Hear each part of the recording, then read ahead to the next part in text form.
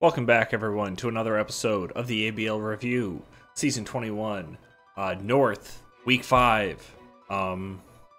If you haven't listened to the South, sorry for the layover or sorry for the loss of content last week. Hopefully it won't happen again. It's been very busy. But let's hop into it. Got a good slate of games for you here in the North. Starting off with not a great game here. We've got Dakota taking on Drew. Now, just looking at this team at Team Preview, oh, it looks gross, doesn't it? You got two regenerators. You got these two assholes who've been known to never die since Gen 4. Then you have this jerk who just really breaks through stuff. Like, to beat 5 of these Pokemon, to beat everything not named Ogerpon on this team, you need some very, very offensive Pokemon. Probably like bulky offense would be the way to go, right? But unfortunately, this guy is such like a bulky offense breaker. And Dakota, the team he brought is not equipped to deal with what is here, just flat out. Like, he's got 3 pretty like bulky Pokemon that lose momentum, that also lose to these bulky options. And you do have 2 offensive Pokemon, but they're going to have a hard time breaking through. Like, this is, he went to a construction site without a hammer. Like, he's got other tools here to do other jobs, but it's like he brought like his plumber's bag to a construction site. Let's hop into it here. So right off the bat there, I want to point something out, that this Weezing, the fact that he brought it in on the Ogerpon, that shows that that's his answer to it. We saw him do a similar thing in a game against Jabron where he was like running just enough defense to not be OHKO'd by a +2 Ivy Cudgel or 2-hit KO'd by a regular Ivy Cudgel. And then he was maybe going to try to kill back with Gunk Shot. I don't remember if we see that. I like his thought here to try to get up Toxic Spikes early. If you can get a Toxic Spike off on Cyclizar or Ogerpon or Alamalola, you're in good shape. So I like his idea to do that here first. Do you see the Rocky Helmet come out? I don't know. Like I'm not looking at Darren's whole team. I guess I could pull it up. It's gonna be framed bad for a minute, but hang on. Darren's team. I guess it's pretty much only for like Cyclizar, and Decidueye has long reach, so that doesn't do anything. Yeah, I don't know about the Rocky Helmet. I don't think that's the right call. We see the Magma Storm miss on the Mudsdale, which is obviously going to force it out. Smackdown seems like a pretty aggressive play. We're going to see the Rapid Spin early on. Get rid of those hazards. Just keep knocking off this Mudsdale. Unfortunately, it's going to, get rid of the leftovers. Now this Mudsdale is never gaining any HP, and it doesn't really matter that he's boosting the stamina here because he has such a good check to it in Gliscor. Like, this is a +3 body press doing no types of damage. Gliscor is going to be able to shake all that off. Now the spikes go up. Dakota doesn't have a hazard clearer on this team, so that spike is staying, and every switch that that Drew is able to force is going to start, grinding on this team. So now we have Weezing come out. Unfortunately, gets U-turned on, and in comes the Heatran. Now we've seen that this Weezing is, and honestly, looking at the team, it's really the only answer to his Ogerpon. And we see him leave it in here as it does get Magma Stormed. And like, the Pain Split is going to be enough to keep it alive for maybe another turn, but this is a bad spot for this Weezing to be in because now the Ogerpon check is gone. See another Toxic Spike go up. It's a good effort there. Drew's going to be able to get rid of that, but just because he still has a reliable spinner, and Dakota's going to have to play real hard to be able to switch in his Ghost type to block it. But, we'll see. It's not a foregone conclusion that he's not going to be able to block that spike or block that Toxic Spike, but it's going to be hard for him to do, especially because we've seen knockoff on the Cyclizar. So even if he does manage to block it with the Hisuian Zoroark, it's going to be really easy for Drew to knock off Dakota's Hisuian Zoroark and just get it out of there. Okay, so the Weavile is going to come in. That's obviously going to force out this Heatran. Maybe he's predicting a low kick or something. Dakota pulls a really nice double here as he gets the Alamalola. And also, we see that it's not heavy-duty boots, so it does get toxic. And honestly, that's a big get there, I think. We've seen that the Cyclizar is heavy duty boots, so it is going to be able to come in and spin at some point, unless the situation, like I said earlier, where Dakota can manage to block it. But I'm interested what Dakota thought he was going to be drawing in, because I think we saw Alola as a switch into Weavile on turn 1. So he obviously doesn't get the right matchup here, and Dakota's going to be forced out into the Bronzong as a flip turn comes out. And now this is a great opportunity for Drew to spin. Future Sight goes up. I think that's a smart thing to do. We've seen Future Sight be pretty good. I don't like this Iron Defense play. Iron Defense is like, hey, I've gotten rid of all the special attackers, time to get going. Or I've gotten rid of all the ghost types, or like there's a lot of things you kind of have to check off the list before you start setting up Iron Defenses to try to win. There's like Gliscor here. We saw a +3 body press from Mudsdale do no damage to it a couple turns ago. We're going to see a similar thing happen here where it does 12%. This is not really a winning situation for him. We're going to see another U-turn come out here. Ogerpon Wellspring is going to come in, and at this point, it's kind of all she wrote. He doesn't have a good answer to a fast water type here. So we see this Primarina come in at 88%. We saw it in earlier. It was already at 88%. So this is obviously the fake one. I think, so that's, is that Choice Scarfed, or I don't know what the speed tiers are here. Or it could have been a speed tie, not sure. But he manages to win it. If he had Sludge Bomb, maybe that's a KO. I'm not sure. But at this point, there's no real place for Dakota to go from here. He's not going to get, like, he needed a crit or, like, some really high rolls on those triple axles, and he doesn't get them. Ogerpon's just going to be able to clean up shop here. Giving Drew a 6-0. I don't know if Drew's had a 6-0 before. It doesn't spring to mind if he has. But, you know, good showing by Drew here. Like I said, I don't think Dakota's team as a whole, I think he was just expecting a very different 6 to come. And that put him at a disadvantage here. Let's roll right on into the next one. We've got Curtis taking on Brett. Brett has been saying behind the scenes to me, it's like, oh, I'm going to make some changes. He's been saying it for like 3 weeks. We see the same team coming here. So we'll see how it goes. Oh, you know what? I remember a play that happens early on here that I really like. So we're going to see the Slowking come in on the Toxic. Obviously, you don't want Slowking to be Toxic, but it is something that can deal with it well because of how often it switches. Palmot's going to come in as the rocks go up from the Chansey. Volt Switch, we're just going to see a lot of positioning here. See Ursaluna come in versus the Sableye. Obviously, Sableye can't really afford to stay in versus this, but there is a Chansey that exists. He does manage to catch the Future Sight. Good positioning there. Chansey's going to take no types of damage from this Ursaluna Blood Moon's Blood Moon. Which is going to be an easy way to force it right on out. Curtis really tries to take advantage of that and goes for this double switch here. I really like that play. And honestly gets a decent matchup. Excellent play there to try to keep momentum. Volt switch from the Palmot as Hydreigon comes in. As we see another Volt switch. He's just keeping up the momentum.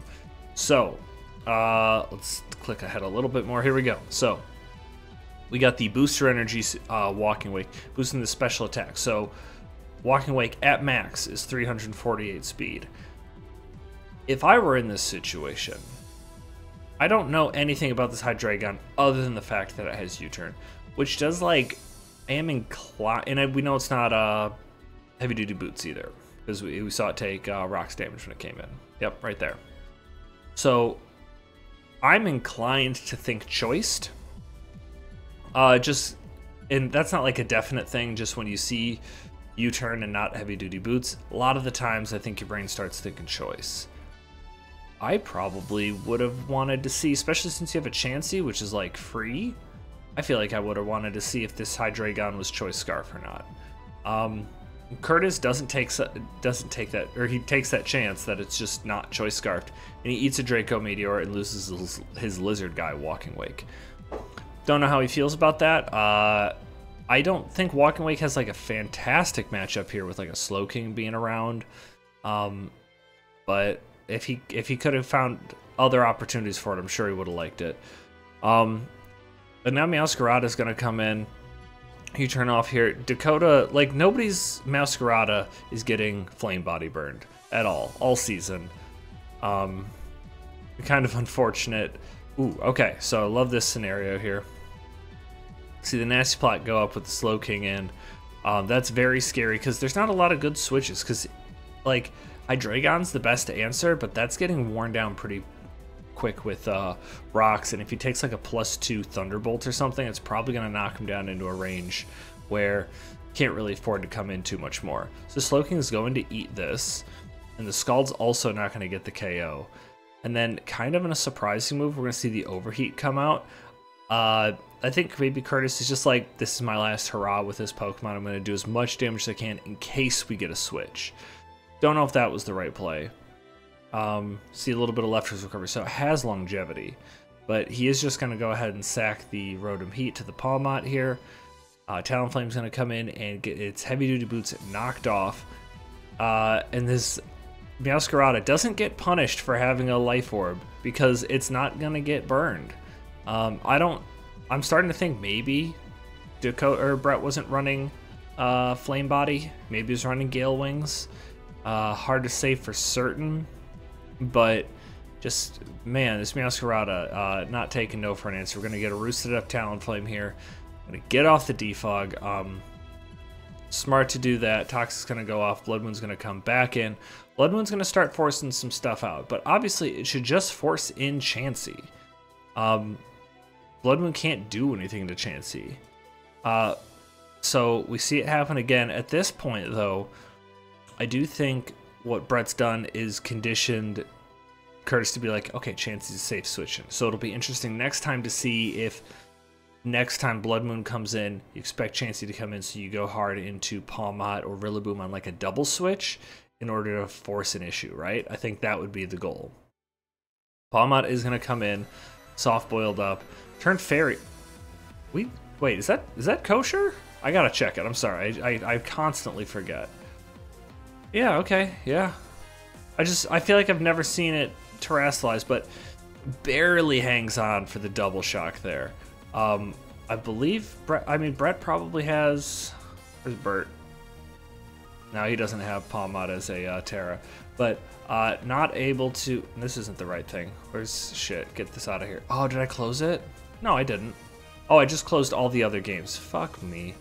So yeah, Chansey hangs on from the double shock there and is able to get up Stealth Rocks, which is bad news for that Talonflame, who's going to come in, take Stealth Rocks, and then take 6% damage from Toxic and be dead. So this Chansey has killed this Talonflame. Well done. We're going to see Sableye come in on the Volt Switch. Ursaluna's going to come in. So now we're in that situation that we're talking about, but now, oh, I kind of forgot. This Chansey's only at 1%. This Chansey's dead. This Ursaluna's going to be getting KOs, baby. So Sableye's going to try to recover, but Blood Moon is going to be able to clean KO it. Galarian Weezing's going to come in and just get the Toxic off, put this guy on a timer, and it's going to eat a Blood Moon for his trouble. Goodbye. Now we're going to see the Meowscarada come out. And we see that Talonflame go down. Would have gone down this turn regardless due to the Toxic. But he's going to get crit on a Flower Trick. Still not a burn. U-turn. Brett's just doing the nice safe stuff here. He knows he can outspeed and get the U-turn off. Be able to KO. Rillaboom's going to go down to this triple axle because he gets all 3 hits. And we're going to see... I like what Brett does here. Goes in a Hydreigon, gets off the U-turn, gets the KO, and he's actually going to let Ursaluna Blood Moon get the last little bit of damage on Chansey. Just because it's not a KO you get to see typically. So well played by Curtis, well played by Brett. Really good game. I liked that a lot. I'm going to pause the recording so I can open up the games that I closed. Back to our next match here. We've got Kyle taking on Jabron. Kyle kind of slipping these past couple of weeks. Jabron hasn't been super stellar this season either, so both of them, this is a good opportunity for them to get a win. Got the Hisuian Electrode lead as the Ogerpon comes in on the Leaf Storm, able to absorb that very well. Electrode's just going to Volt Switch out, keep chipping this Ogerpon down. Stomping Tantrum's going to come out there, do a little bit of damage to the Farigiraf. We see the Quark Drive, we see the Booster Energy activate Quark Drive. on Iron Crown. Gets special attack boost. Future Sight is going to go up. Kind of surprised about that. And also kind of surprised to see this Farigiraf decide to go Fairy type. I guess it was on the Switch, but he had the Ogerpon in. Yeah, maybe I don't get the Fairy thing. Oh, maybe he's predicting a knockoff or something. That would make sense. Predicting the knockoff, gonna get the Future Sight up. Okay, that makes sense. Gonna go hard into Iron Treads as the agility goes up. Now, when I saw this, I'm thinking like, oh, are we in the similar situation that Zhang was in, where he's like, I'm gonna stack boosts with Iron Crown, start stored power and through stuff. If that's the case, not a bad spot, especially if he's able. Well, he's booster energy. Should have been weakness policy, I guess, in that case, right? Gonna see Tachyon Cutter actually do a really good amount of damage. And then the eject button forces out the Iron Treads. I don't know if, like, I think, because you know what? I probably might have expected Electrode. I would have tested it. I would have expected eject button to activate on the first Tachyon Cutter, and then I'd be able to pick what I go out into and then take the second one. Honestly, that's kind of how I thought it would work. Kind of surprised it didn't. Now we're going to see Hisuian Electrode come out. That's still not going to be able to outspeed this Iron Crown. Is barely going to be able to hang on, as Iron Treads is going to come back in, eat a Tachyon Cutter, live on 1% and get off the Earthquake. Eject button really hurt the Iron Treads there. And it's going to go down to the Ivy Cudgel here. Farigiraf's going to come out, throw up another Future Sight. Let's see the Calm Mind from Sylveon come out as Enamor's going to fire off a Sludge Bomb, do a decent amount of damage, but go down clean to this Calm Mind Sylveon, which is still in a pretty good spot. We're going to see another Quark Drive come out from this booster energy, and Sludge Wave is going to be able to KO that Sylveon from that range. I think Jabron's been running a pretty offensive Sylveon, even with a Calm Mind. I'm just kind of surprised that it was able to KO Enamorous from full, and that it wasn't able to live a Sludge Wave with a +1 special attack or special defense. Even though maybe I'm wrong. Maybe I don't have those calcs right, but I feel like this is a more offensive Sylveon in my opinion. Just based on these kind of head calcs I'm doing. So we see the Sylveon go down. Let's pause and reassess here. Obviously, this Arboliva is. Look, this Arboliva wouldn't come in if it was just going to stay a grass type. I think that's pretty heavily telegraphed. And at this point in the game, just looking at what Kyle has left, it's really going to come down to if Annihilape can live a hit from Ogerpon in particular, because that's the only thing that outspeeds it, and see if it can kind of go to town from there. So let's just going to see this Arboliva turn water type. I think that's smart. Earth Power is going to go off. That Energy Ball does surprisingly little, and Arboliva is going to be able to pick up the KO with Earth Power there. I like Kyle going for Substitute to kind of scout there. I think that was a good play. Annihilape's going to come and go ahead and taunt. Luring Voice crit, kind of annoying here. Good news, like, you just want as much HP on Annihilape as you can. We'll see why in a second here. But you'll also see that the Alluring Voice is a good bring by Jabron, because this means that Annihilape can't afford to bulk up. If it could bulk up, it would probably win outright here. But Alluring Voice is going to stop it from being able to do that for a number of reasons. Rage Fist already doing really good damage here to this Arboliva. Citrus Berry I think is a smart move. I actually really like that Rage Fist is going to take out this Arboliva. But it took 2 Alluring Voices. Now this is 150 base power Rage Fist. Ogerpon's going to come in. I think Kyle would probably say in retrospect he wished that he had Sap Sipper on Farigiraf, because I don't think I think we might. I gotta confirm. I don't think this is Sap Sipper Farigiraf. I gotta double check. We're gonna see Kyle right now is just gonna be trying to burn these Ivy Cudgels. Maybe, am I crazy? I feel, yeah. Oh, say, you see the Horn Leech go off. Oh, but he's got Mold Breaker. Oh, I'm dumb. When I was watching this before, I'm just like, oh, I can't believe Kyle's not Sap Sipper. Mold Breaker. So, unfortunate for Kyle there. He probably was Mold Breaker, thought this would work out. Probably was Sap Sipper, forgot this would go this way. But now we're just going to see Kyle really take his time trying to stall out and do a little bit of damage to Ogerpon. but because he's Sap Sipper with Horn Leech, like, I guess probably the thing would have been have that ability shield item, because then it would ignore the Mold Breaker, and then he would get to keep Sap Sipper. That would have been pretty cool. But didn't happen that way, and I'm just gonna speed this up a little bit. Or no, I don't have to speed it up because I think this stops pretty soon. I think I was just really trying to run these Ivy Cudgels out as much as he can. And Jabron's starting to realize that, and he's starting to switch up his moves a little bit more. But he's able to also stay really healthy with this Ogerpon. It's going to be hard for him to get past it. Kyle times things out really well and is able to pass this Wish to Annihilate. But now he's in a tough spot because... So he's got Taunt. If he thinks he's faster than this Rotom, he can taunt this Rotom, stop it from Will-O-Wisping or Thunder Waving him, and he might be able to win from that spot. But he plays it safe, and he scouts, and he sees the Will-O-Wisp come out.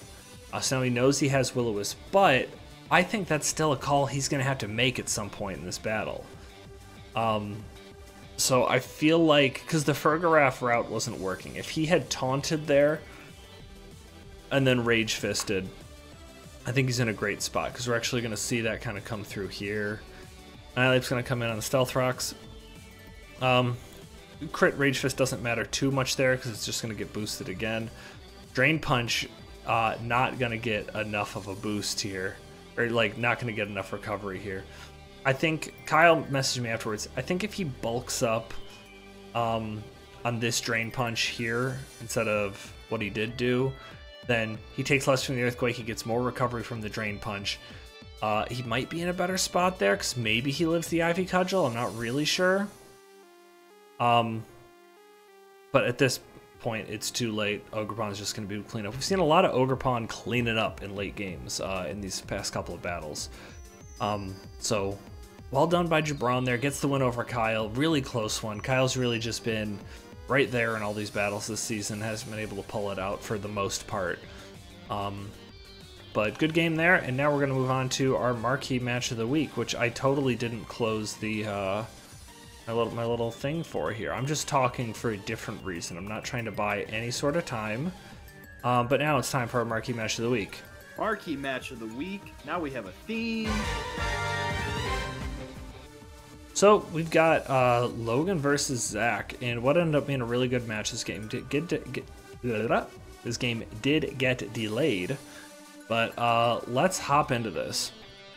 So the Flip Turn come out from Samurott, do a little bit of damage, and Draining Kiss is going to come out. So Tinkaton's is kind of an issue for Logan's team. He doesn't switch into it super well, and every time Alcremie comes in, Alcremie can't touch it at all. Alcremie's a Pokemon that we didn't let Terra, because honestly, if it could, it would have been fucking crazy. Houndstone's going to come in as these Stealth Rocks go up. Wisp was going to come out. Like, these are nice solid plays early on. Going to Houndstone's not going to take any damage from Earthquake or close combat, anything like that. And it's going to be able to threaten the Great Tusk out with the Will-O-Wisp, so I like that play a lot. So Raging Bolt's going to come out here. Steam Eruption, going to do gets a crit there. On that, on top of the Rocks damage, pretty decent damage for a resisted hit he took. Draco Meteor is going to get expertly blocked by this Alcremie here. But that's going to just bring Tinkaton right back in. But Logan pulls a really nice aggressive double to get Great Tusk in. Going to scare that Tinkaton a little bit. And he's going to pull another double switch and get Volcanion in. Just that way he can get damage off on this Tornadus. Smart move. But now, and he's just keep wearing down that Raging Bolt. You don't typically see a Volcanion be able to take on a Raging Bolt, but he's doing a pretty darn good job of it. See the Alcremie Tinkaton matchup yet again. Great Tusk's going to come out as the rocks go up. Logan's going to try to spin. I was with him when this game was happening, and he's like, he clicked Rapid Spin and then tried to click off it right again because he realized, hey, there's this Ghost type going to be coming in. But Zach's too quick. I would really recommend people really take your time picking your moves when you're fighting Zach, because once you click it, it's locked in, right? Empoleon's going to come out here and going to catch this Tornadus, easy U-turn out. I forget what happens here. But yeah, Ice Beam, gonna be able to KO this Raging Bolt. So that Raging Bolt that gave Brett so many issues last week is the first Pokemon to drop here. So next we've got the Suing Samurai gonna come in, and he is gonna start layering these hazards with the Ceaseless Edge. Gonna 2-hit KO that Volcanion, get it out of there. Hazards are going up. Great Tusk is gonna come in, try to get the Rapid Spin off, or at least bluff that he is, and the Zarude's gonna come in. I believe, yeah, Zarude goes for the knockoff here. This is another one where I think if Logan had taken his time and looked at it, I don't think he would have gone for the knockoff here, because this is the only Pokemon Zach brought that can Terra, and in this situation, kind of has to Terra. So I think if Logan would have taken a little extra time, probably wouldn't have clicked knockoff there, which would have made a big difference later on in this game.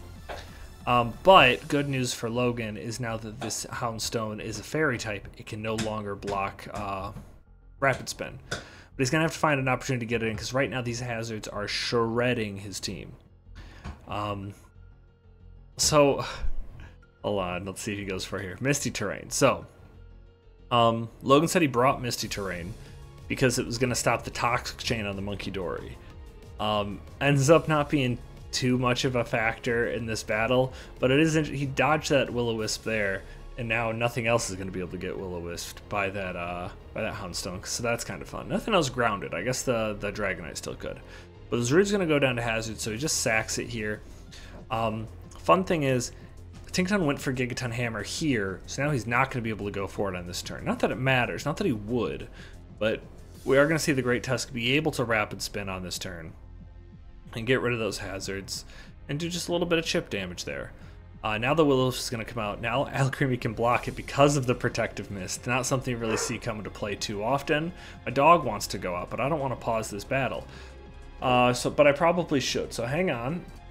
Okay, back in the battle. So, this Empoleon had the Monkey Dory's Choice Scarf tricked onto it. Monkey Dory also has leftovers, which is kind of key later on in the battle.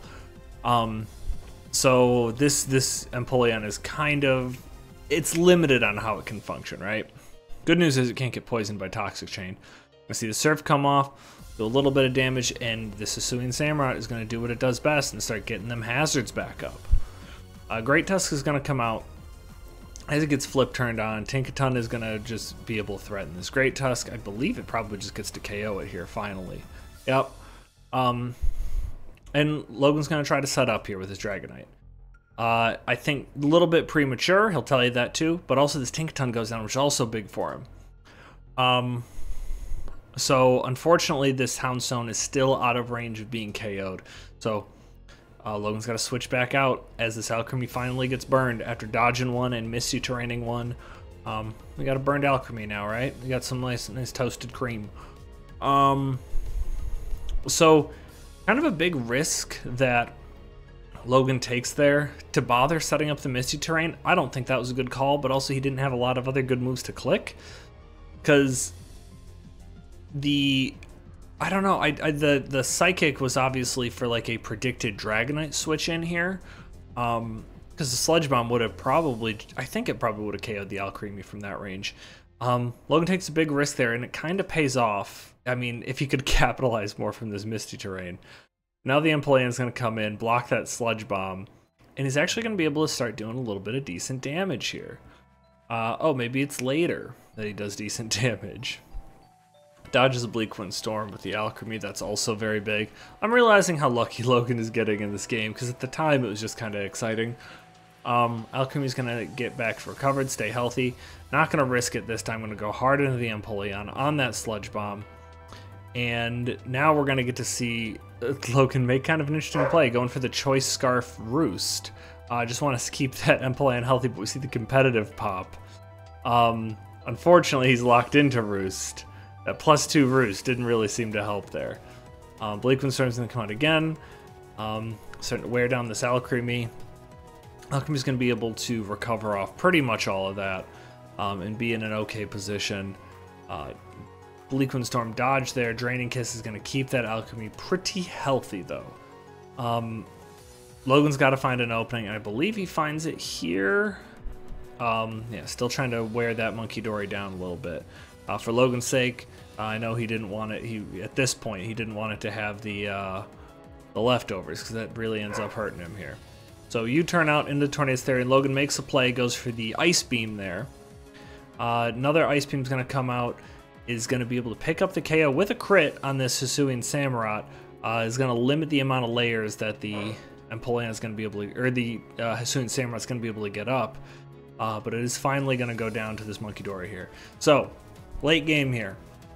We got this Dragonite. I mean, well, I guess we could skip forward a turn. But Dragonite can win here if he gets one Dragon Dance up and just attacks what's in front of him. He's in play, right? So, but unfortunately, Toxic Chain activates on the Sludge Bomb. Now, Sludge Bomb has a 30% chance of activating. Toxic Chain has another 30% chance of activating. So there's like a 51% chance that this Monkey Dory poisons this Dragonite. But from here on out, like if Logan had gone for an Earthquake here, he probably KOs the Houndstone instead of the Extreme Speed. He KOs the Houndstone on that turn. But then all Zach has to do is sack the Tornadus, as then we still get this matchup at the end. And the Alchemy isn't able to beat the Monkey Dory, so that's tough. But really close game between these two, and Zach comes away with the victory. Okay, after another interruption, we're back here. Yeah, so no changes really to talk about in the North. Either everyone burned through their transactions pretty early on, or they're just kind of holding on to them. Not a lot of changes seen going forward, so starting to get late in the season here in the North, though. So let's take a look at the standings. So kind of a wide open field. Nobody's out really, because there's still 2 weeks left, and even Jabron's actually in a nice spot here because, or no, never mind. He's not in a great spot because he doesn't have the tiebreakers he'd really like to have, really. So we'll kind of see where things go for him. Dakota really trying to manage to stay out of the South. You know, doesn't want to book a flight back down there. But it's looking like it might happen. He's got winnable games down the stretch, very important games. And he's actually got very important games against these two teams right here. So that's where we're going to see things go. Zach in a dominant position. Zach and Brett, no surprise, competing for a first round bye there. But Drew, by any means, not out of the mix. Has he played? He hasn't played Brett yet, so that'll be a big game for him. Logan's still in the mix, but kind of on the verge. You know, important, but we'll see how the games go down the stretch for him, because it's things are going to be close. Yeah, so let's take a look at what we got next week. So past the trade deadline now. Like I said, no movement, but we're probably going to see ad drop deadline I think is going to be big here in the North. So we got Curtis versus Zach. Zach has been dominating. Curtis has been struggling a little bit. We'll see how that goes. The love affair back at it again. Logan really needs a win to stay in a strong position to try to stay in the North. But Brett has been rolling, but also probably this is going to be, I would guess, his last hurrah with this. Oh, geez, I'm not fucking framed up like an idiot. There we go. This is what the standings page looked like, because I wasn't even. What did it look like? Let me look. Idiot. That's fine. You guys got the idea. Okay, back to the schedule.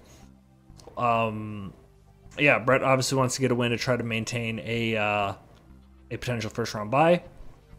Logan wants to try to stay out of being relegated to the South. A win would go a long way here. It's honestly similar thing with Drew and Jabron. Drew is definitely in the hunt for a first round bye, considering he plays Brett in the last week of the season. That could very well be a game for a first round bye. Kyle and Dakota, super important game in terms of, like, if Dakota wins, he might save himself from relegation. If Kyle wins, probably dooms Dakota to relegation. But I think that's all we got to talk about. Thank you all for, thank you all for another great week, another great episode. Looking forward to how things go going forward. So thank you guys for listening. We'll see you next week. Goodbye.